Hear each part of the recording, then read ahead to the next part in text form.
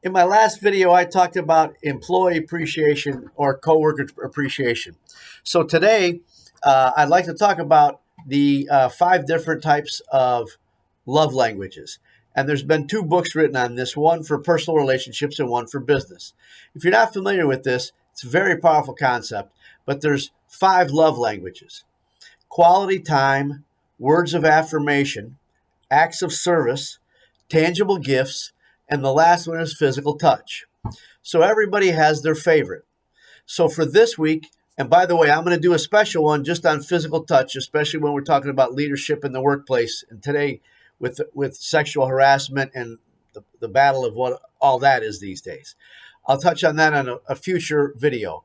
But today, I just want you to be aware of those 5.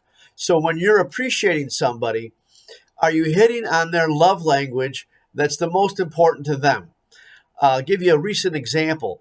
I had a woman executive in a company I was consulting with was having some friction with one of her workers and getting consistent results. And so I shared this idea with her. I said, what's his particular love language, and can you appreciate him in that? And what she did was she bought him a gift certificate for him and his wife to go to dinner.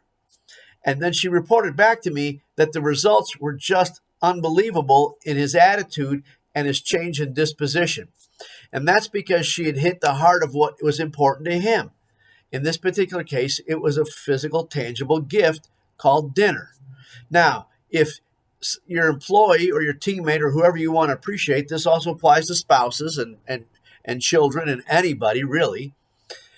If you were to give somebody a tangible gift and their love language is words of affirmation, then you're going to miss the mark. So one of the things that you can do as a leader is start to create a list and figure out for your entire team, what is their specific love language? And then when you use that love language, you're going to hit a home run every time you appreciate them, because you're going to appreciate them in a way that matters to them.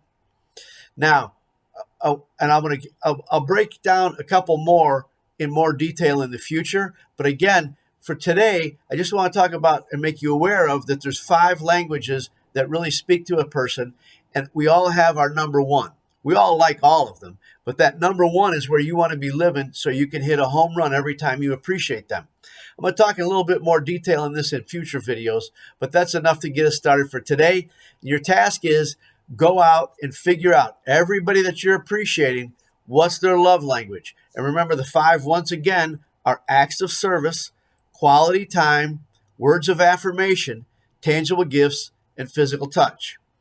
If you find it's physical touch, watch for my next video on these things, because you don't want to get yourself in trouble in the workplace with physical touch. Talk to you soon.